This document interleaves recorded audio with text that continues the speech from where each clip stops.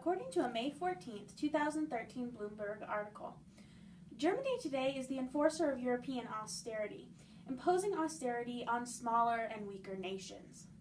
This leads us to the question today, is German austerity holding back the world's economy? Before we can get too in-depth about what's actually happening with the world's economy and German austerity measures, it's really important to understand what austerity actually is.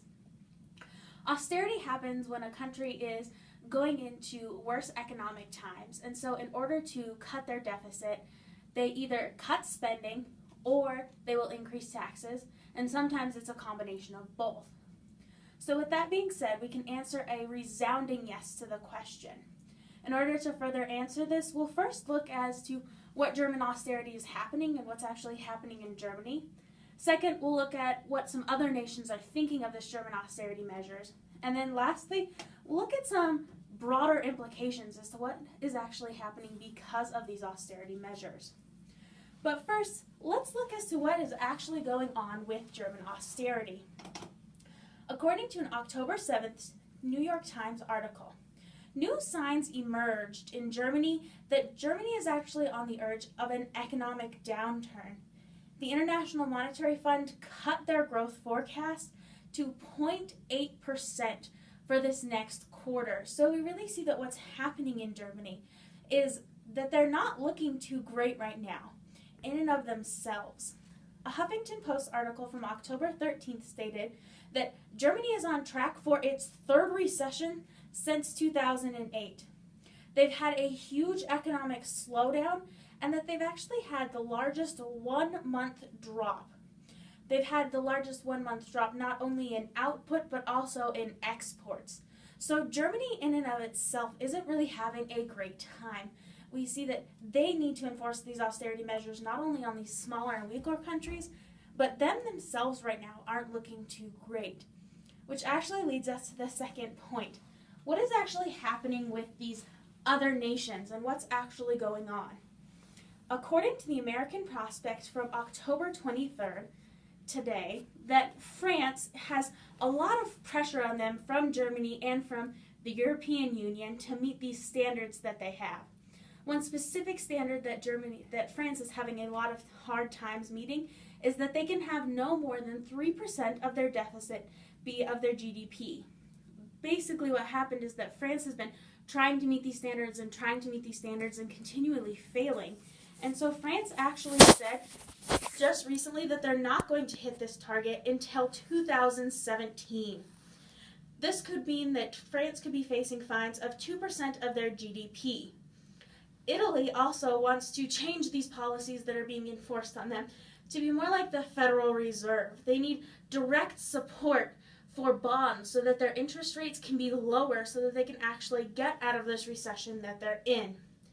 According to a Think Progress article from yesterday, that basically this grand coalition of the EU and Germany needs to have some more relaxed budgetary concerns, and that they need more flexibility because instead of being too loose like many people think austerity measures are, they're in fact too tight and too strict on these different countries, which is actually having a lot of concern from these different countries. So with that, we can move on to our third point. After looking at what other countries are thinking, and after looking at what's actually happening in Germany, what are the broader implications? According to an October 16th Morning Star article, a UK newspaper, they said that the Eurozone actually is not growing. What's happening is because of that is that stock markets are failing, and that it's only actually hurting Japan's economy because the EU and Japan are our trading partners.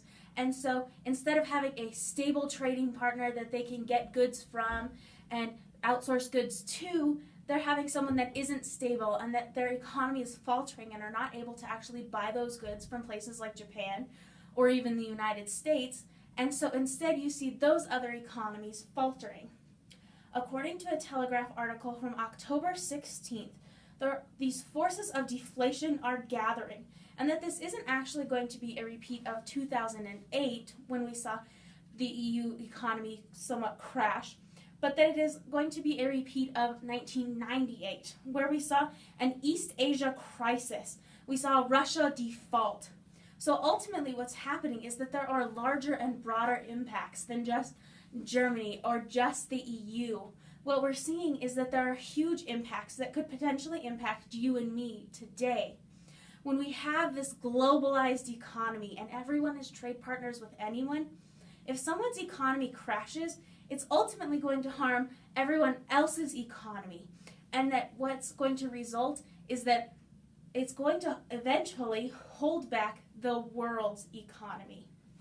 So today, when we look at what's actually happening in Germany and how they're having these defaults and how they're on track to have the third recession since 2008, they're having the largest one-month plunges. And then looking at this other pressure that's on other EU countries, such as France and Italy, and how France and Italy are actually revolting against these austerity measures. And then lastly, looking at these huge economic impacts that are coming, because we have such a globalized world today, that we can answer yes to the question, is German austerity holding back the world's economy?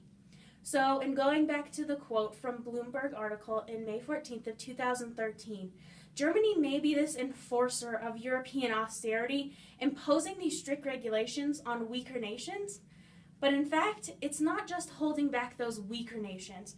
It's holding back the world's economy and causing much broader implications than they could have ever thought of.